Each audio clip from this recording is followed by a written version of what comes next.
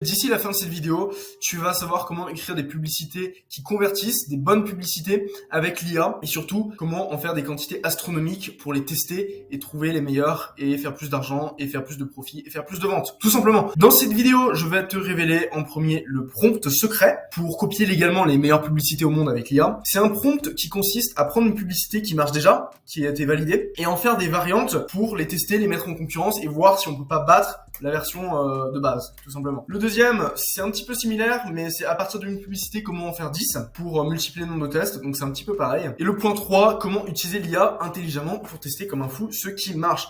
C'est plus une méthodologie pour comprendre comment se servir de l'IA vraiment dans le monde de la publicité en fait. Commençons direct, l'apprentissage GPT. C'est sur ChatGPT, d'habitude j'utilise Playground, mais pour celui-là, ChatGPT marche mieux. Prompt numéro 1, je lui demande de lire les publicités. Donc en gros, ça consiste à le feeder avec des bonnes publicités et qu'il en fasse des variantes pour qu'on ait plus d'échantillons quoi, tout simplement. Donc je vais sur ChatGPT, donc voilà, je lui ai demandé, il m'a dit OK, je suis prêt à lire. Ensuite, en deuxième prompt, je lui demande de pas les expliquer. Si on fait pas ça, il va nous les expliquer, il va nous dire « cette publicité, elle suit cette structure, c'est pas ça qu'on veut. » Et ensuite, on copie-colle une publicité qu'on aime bien, tout simplement. Je vais sur Ad Librairie, j'ai trouvé une pub ici, pub pour complément alimentaire. Hop, voilà, il a bien lu la publicité. Et ensuite, on va tout simplement lui demander de nous écrire des variantes. Hop, avec ce prompt. Je mettrai le document dans la description, ce sera plus facile. Donc voilà, il nous écrit une nouvelle publicité à partir de ça, en reprenant des éléments qui étaient bons ici. Comme ça, on a une structure différente qu'on peut aller tester et voir si cette structure-là marche mieux que la précédente, tout simplement. Donc bon, il va nous écrire les pubs,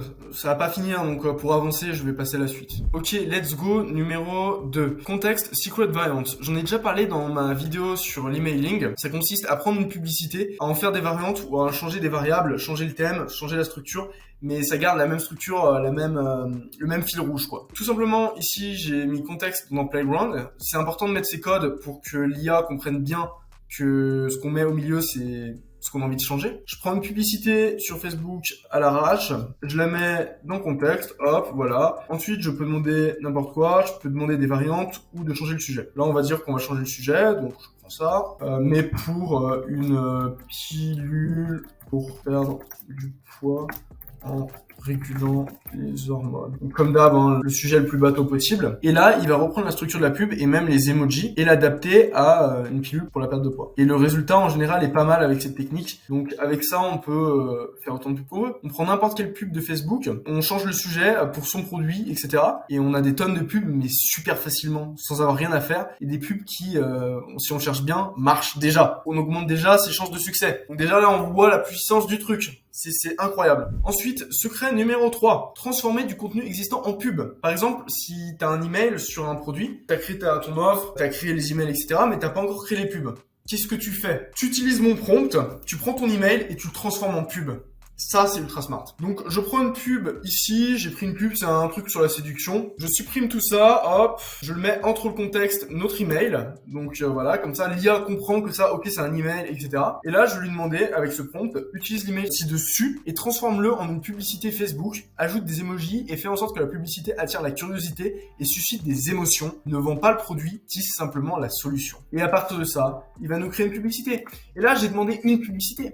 Mais dans les faits, je peux en demander plein. J'ai un petit peu augmenté la température pour augmenter sa créativité. La température, de temps en temps, c'est bien de jouer avec. Ça, c'est un petit peu la barre de créativité de l'IA. Donc là, je vais la mettre à 0,8.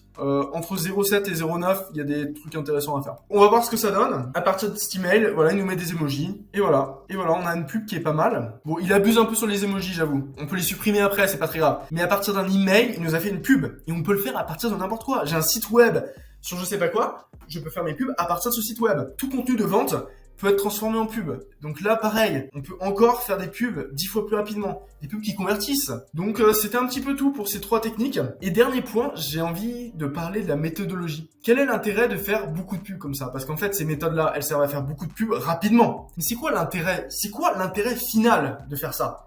L'intérêt final, c'est de les tester à mort. De tester des dizaines, des centaines de pubs en faisant ça. Ensuite, d'isoler celles qui marchent bien, correctement ou très bien. Et ensuite, de les reprendre à la main, de les retravailler. On va l'optimiser. Ok, l'IA nous a fait plein de pubs. On a vu qu'il y en avait une qui était intéressante parce que l'angle était bien, le hook était bien, etc. Cette pub-là, on va ensuite en faire des variables nous-mêmes. À la main, par exemple, on va retravailler un peu le hook, on va remettre l'image, on va changer un petit peu la disposition, etc. et on se retrouve avec une pub qui convertit énormément. Et sans ce testing qu'on a fait avec l'IA, ça aurait été impossible. Donc la philosophie, c'est pas de faire la pub parfaite directement avec l'IA, c'est de se servir de l'IA pour tester un maximum de pubs et ensuite améliorer celles qui marchent. C'est le secret. J'espère que ça vous aura aidé. Je pense que ça aidera pas mal les gens qui font du e-com et qui doivent tester beaucoup de pubs. Aussi en infoproduit, c'est pareil. C'est absolument fou. Je pense qu'il faut s'en servir dès maintenant. C'est un des meilleurs usages de l'IA parce que faire des emails ou des pubs avec l'IA, c'est ce qu'il y a de plus facile. C'est assez court, etc. Pour les pages de vente, il faut encore combiner plein de prompts, etc. Avec ça, c'est beaucoup plus facile. Et juste avec ces prompts, on peut faire des publicités qui convertissent vraiment, qui font de l'argent. Voilà, j'espère que ça vous aura plu. C'est la fin de cette vidéo. N'hésitez pas à mettre un like, un commentaire ou partager. Ça fait toujours plaisir. Et puis à la prochaine.